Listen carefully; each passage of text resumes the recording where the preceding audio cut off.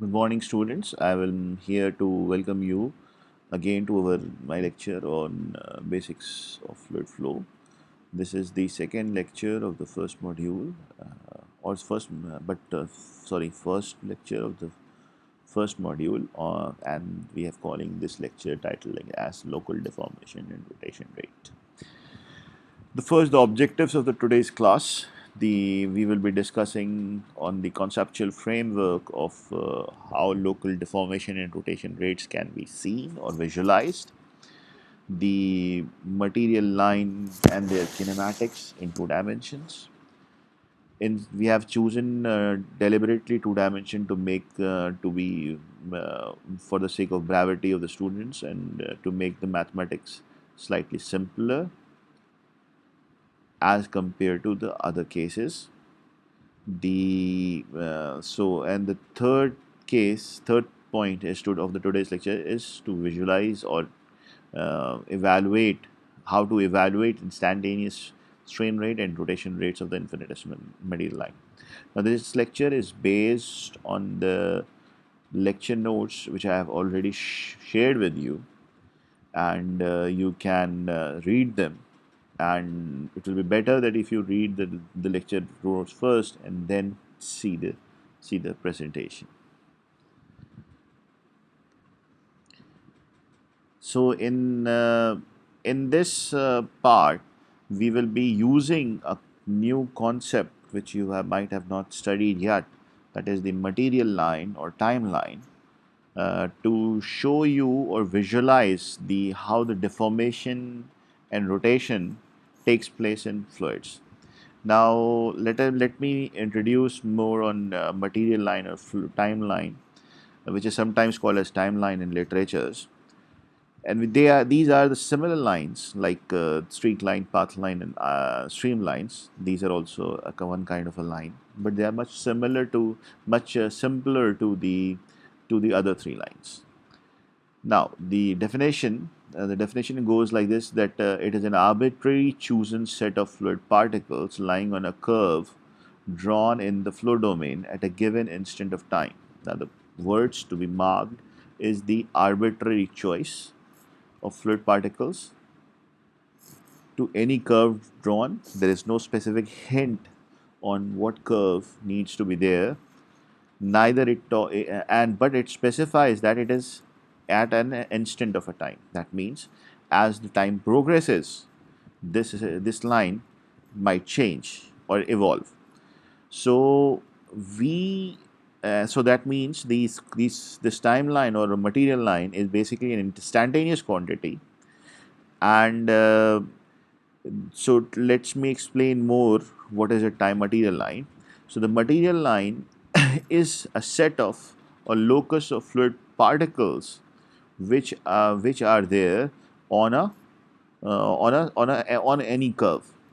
Now so we are going to visualize, or through this concept of material line we are basically trying to visualize how the fluid particles change their orientation and shape, change their orientation in the flow.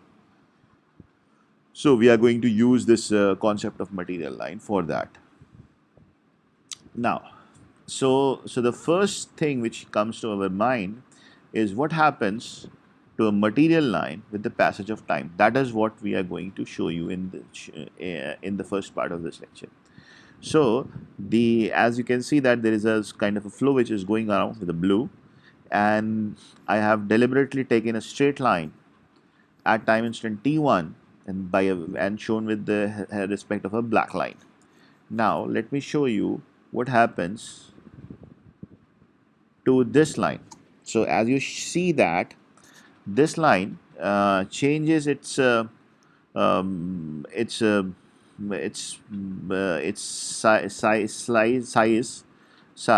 it translates itself and stretch itself. Now let me emphasize more on this.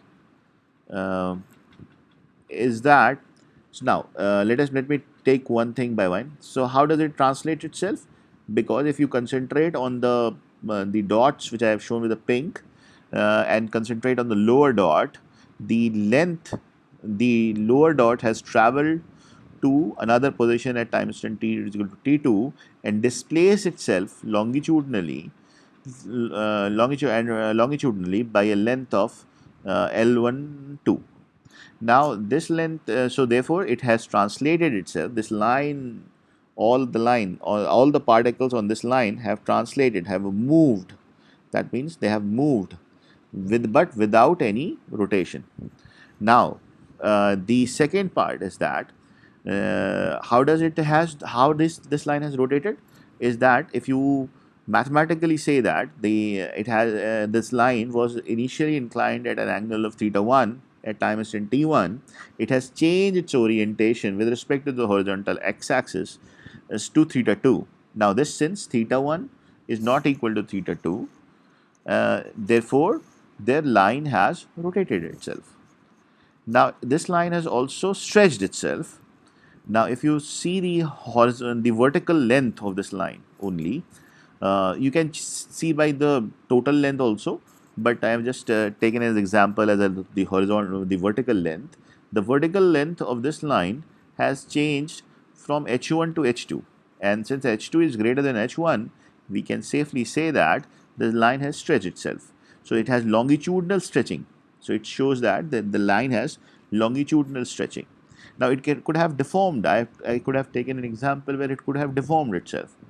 That then it would have contracted itself. So we can say that uh, we can conclude this part of the lecture as like that the kinematic, the material line can translate itself, rotate itself, and deform itself.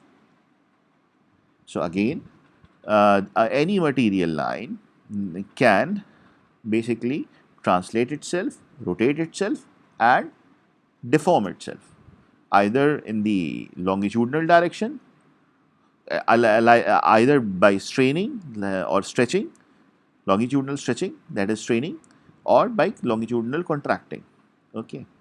Now there is another thing which is very, very important, is basically the shear rate. Now, since we cannot visualize, we were not able to visualize any shear in this line because the concept of shear involves two lines. Now, let us take two lines to visualize the shear strain rate, and I've deliberately taken these two lines as an intersecting lines.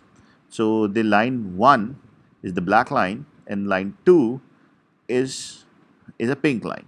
So the line A2 has, if I take a portion of this and concentrate my efforts on this green area, which is very near to the intersecting area.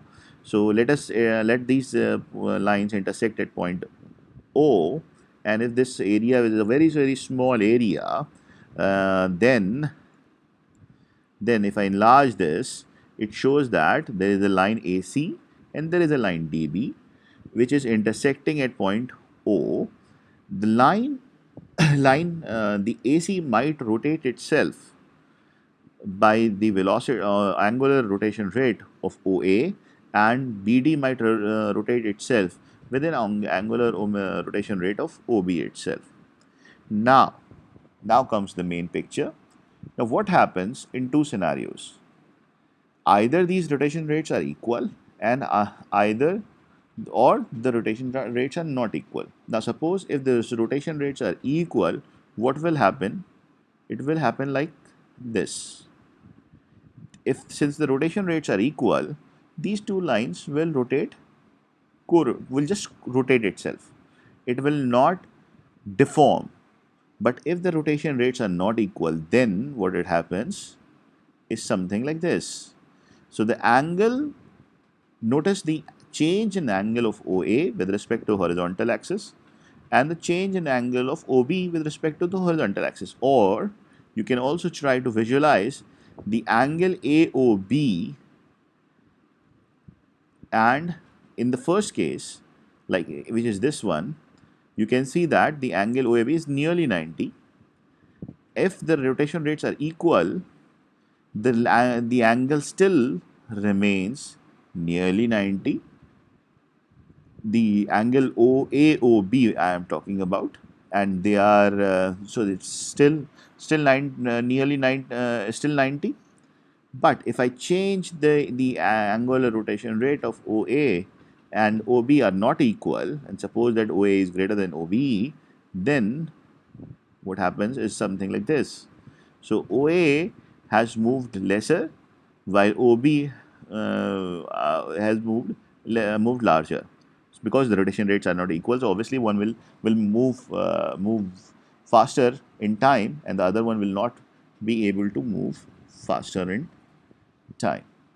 So so this finishes our visualization part, and let me now conclude what we have learned. We have learned two things. One, that a kinematic line can a material line can show translation, rotation, and deformation. The shear rotation rate, the necessary and second thing is that the necessary condition for shear deformation to exist is the difference in the rotation rates of a two material lines. So if there is a difference rate in between two material lines, then shear deformation will take place. Otherwise, it will not take place. So this point we need to emphasize again, that the velocities, the angular velocities of any two material lines, if they are equal, then there will be shear deformation. If they are unequal, if they are unequal, then there will be shear deformation. If they are equal, then there will not be any shear deformation. So that is very easy to understand. Now the second part of this talk is on the framework, on the mathematical framework. And for that, this is very simple mathematics. We have taken a material line, a material line OA, which it is anchored at point O. This line OA is inclined at an angle of theta with the x-axis. It is infinitesimal, so the del length is delta L.